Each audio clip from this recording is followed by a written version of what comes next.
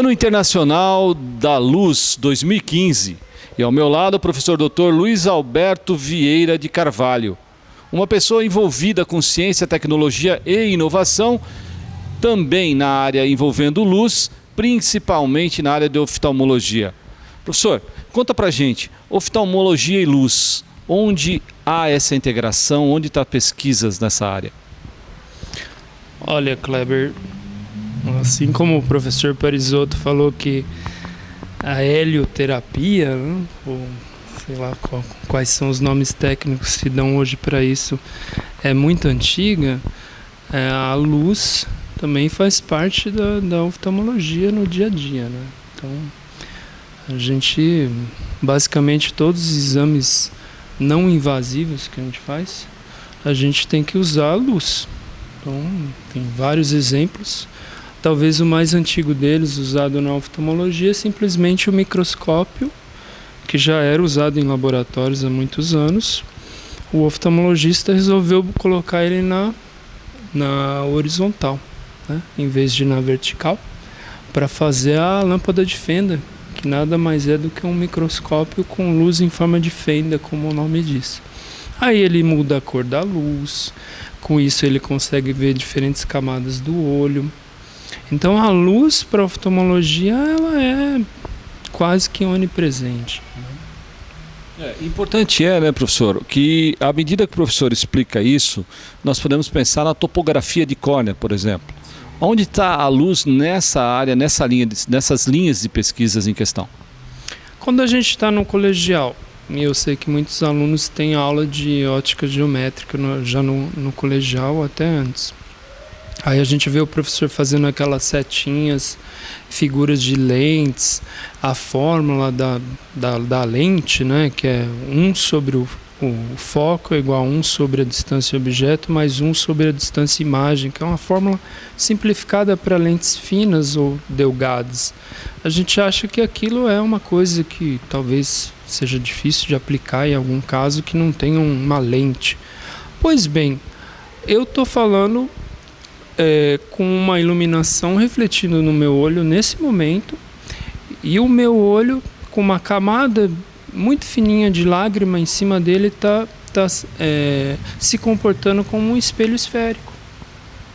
Então nós estamos vendo agora um efeito que foi aquele que foi usado na topografia de córnea, quando em 1880, lá na Universidade de Coimbra, um português chamado Antônio Plácido, professor do departamento de oftalmologia lá, percebeu que ele poderia fazer uma cartolina com um furinho no meio, e essa cartolina teria pintado em cima dela discos concêntricos em preto e branco, né? Então seria uma cartolina branca com anéis pretos uniformemente espaçados.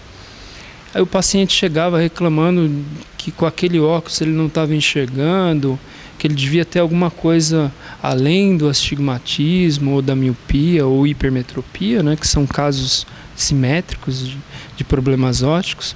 Aí ele colocava esse anteparo na frente, iluminava o olho, e o mesmo princípio do espelho, da ótica geométrica, ele via então um reflexo de uma imagem virtual formada atrás da córnea, e esse reflexo trazia as mesmas distorções da imagem que o paciente via.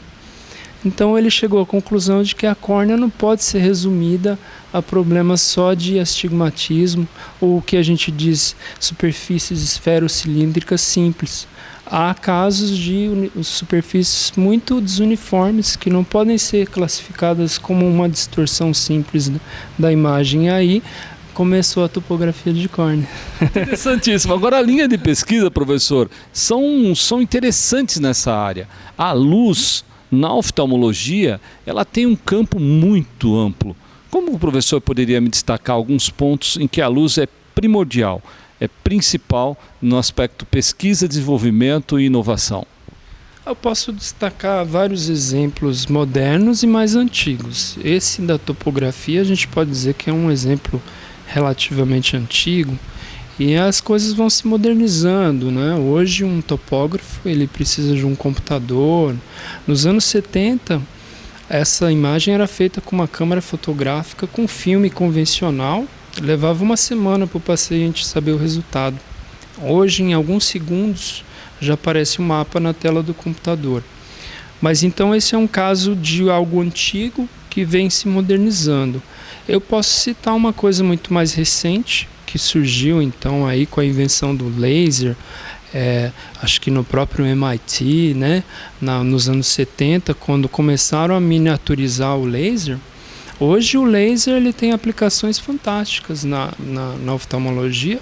Uma delas é a cirurgia de miopia, que eu mesmo passei por uma cirurgia dessas e tô bastante feliz já desde 2007.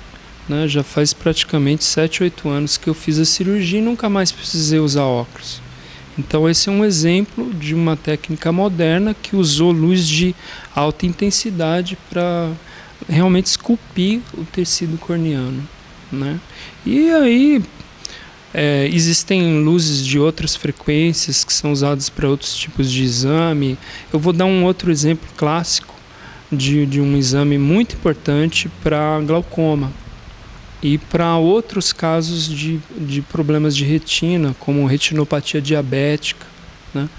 Então, lá no fundo do olho tem os vasos sanguíneos e quando a pessoa tem diabetes, ela pode ter um vasinho que estourou, alguma coisa que pode se transformar em algo mais grave. Como que o médico sabe se os vasos foram interrompidos? Com luz visível não dá para saber, porque quando ele joga o flash na luz branca, o reflexo é todas as cores da retina, que são padrões de vermelho, laranja, e ele olha e não sabe qual veia que está interrompida, qual capilar que está interrompido.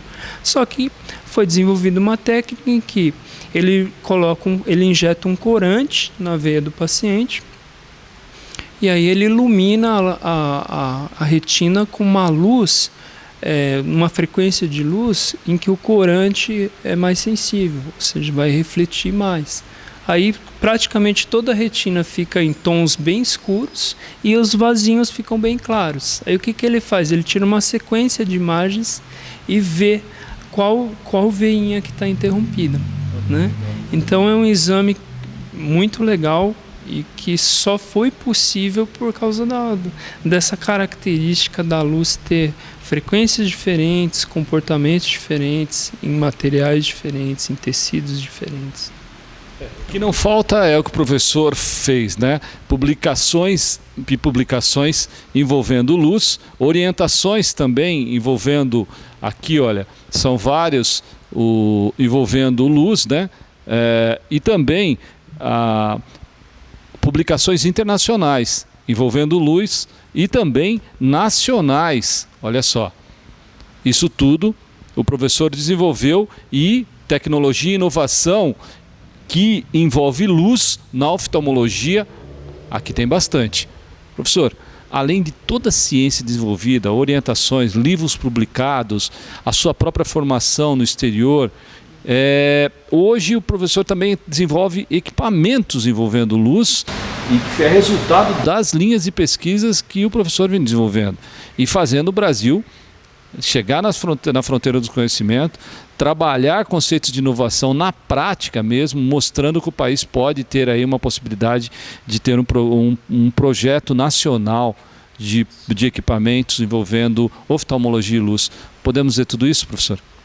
Nossa, é bem difícil o caminho, né? A gente vive num país que está aprendendo a transformar pesquisa em patentes, em tecnologia e, quando possível, num produto mais aplicado.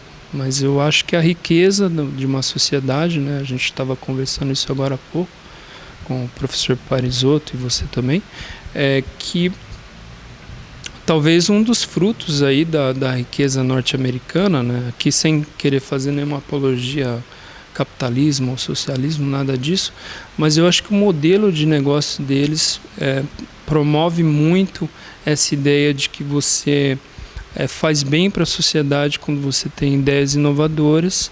O Estado ou muitas vezes o setor privado financia uma pesquisa que custa caro para a sociedade, de uma maneira ou de outra, é dinheiro que está vindo de algum lugar. E a maneira de retornar isso para a sociedade, na minha visão, na visão de outros, pode não ser isso, mas na minha visão tudo bem, existe uma tese bonita, cheia de conteúdo, que vai servir para outros alunos futuramente ou para outros casos de pesquisa, mas se ela pudesse retornar para a sociedade na forma de impostos, ou na forma de emprego, ou na forma de bem-estar, né? Que o que a gente está falando aqui são tecnologias que podem ajudar pessoas, né? O professor Parisotto mencionou o caso da luz aplicada a obesos, né? Isso para mim é uma novidade. Acho que você vê como cada ano surgem exemplos novos. Eu, nas minhas pesquisas, tenho visto uma coisa recente que eu fiquei sabendo que vai virar um produto, que o meu coordenador de pós-doc em Rochester, no estado de Nova York, uma universidade muito focada na área de ótica aplicada. Eles têm essa tradição lá. Ele acabou de me falar aí, recentemente, que ele conseguiu negociar com uma empresa lá de Nova York a produção de lente de contato personalizada, esculpida a laser, que é uma coisa que ele vem tentando fazer há 10 anos. Ele vem fazendo a pesquisa há 10 anos, mas não encontrava um parceiro para poder produzir isso. Então você imagina um caso de um paciente que tem um olho que não pode ser operado, ele não se adapta com aquele óculos, e os médicos falam para ele que ele não tem uma solução. Mas agora, com essa lente de contato personalizada, ele volta a enxergar quase como uma pessoa comum, e eu vi ele fazendo, e ele já publicou isso em vários journals internacionais, mostrando que funciona a técnica. É uma lente que é prismobalística, então ela não gira completamente no olho, ela fica pendulando em torno de 5 graus, corrigindo problemas ópticos específicos daquele olho. Então é uma coisa assim muito interessante. Eu estava lá e chegou um paciente com aquele problema que eu citei para vocês, que não tem como operar, e o sujeito colocou a lente no olho e começou a enxergar os pôsteres que a gente deixava no laboratório. Então, eu tô conseguindo ler, né? Então, ele não consegue ler de óculos, não consegue ler sem óculos, e agora com aquela lente ele conseguia ler. Então, assim, tratando-se do ano em comemoração à luz, eu acho que é um exemplo que mostra que a ciência, junto com as universidades, junto com os pesquisadores e junto com a sociedade, a gente tem que transformar isso tudo numa riqueza, não só financeira para a sociedade, recursos, mas saúde e bem-estar. Imaginem só que interessantíssimo. Esse bate-papo com o professor Luiz Alberto Vieira de Carvalho nos coloca numa profunda reflexão. Luz. Luz para todos em todos os sentidos. Luz que a ciência trabalha, que produz riqueza, que apresenta soluções. É assim mesmo. Professor, a oftalmologia ganha muito com esses trabalhos científicos envolvendo luz. O quanto? O como?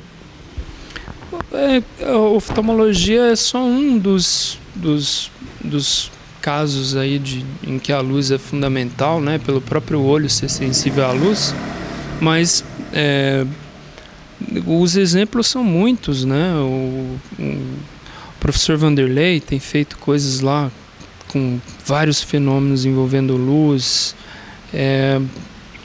Eu posso citar uma coisa que eu acho que extrapola um pouco a área de saúde, mas que foi o que me levou a querer fazer graduação em física e de repente também está relacionado com a minha área hoje, aparentemente uma coisa tão distante, mas eu comecei a me apaixonar por luz, por física, quando eu comecei a estudar astronomia. Eu tinha 18 anos, não sabia ainda se eu queria ser físico, e comecei a ler como é que se estudava uma estrela, porque eu não conseguia entender como que se mede a distância daqui até uma estrela. Eu ficava na minha casa pensando como os antigos gregos ou romanos ou egípcios faziam, né, para medir aquelas pirâmides e medir as estrelas e medir distância. Aí depois a gente começa a estudar e começa a ver o tanto que a luz tem de informação. Então foi assim que o Hubble, que é um astrônomo californiano, que nos anos 30 descobriu que o universo estava em expansão, porque ele descobriu que quando ele fazia a espectrofotometria da luz, ele descobria que as estrelas que estavam se afastando tinham uma tendência de ter mais frequências no vermelho. Então ele descobriu a teoria do Big Bang usando luz. Quer dizer, você vê quanta informação tem na luz. A gente consegue fazer estudos de tecido, estudos do olho, estudos de várias coisas relacionadas a outras coisas que não tem a ver com a medicina e estudos na astronomia. Quer dizer, a luz foi isso que me chamou muita atenção. Ela parece que não, né? Mas ela tem muita informação ali atrás, né? Através da luz, a ciência trabalha conceitos importantíssimos, inclusive para a nossa qualidade de vida, para o nosso desenvolvimento, para o nosso mundo, talvez entendendo inclusive o universo.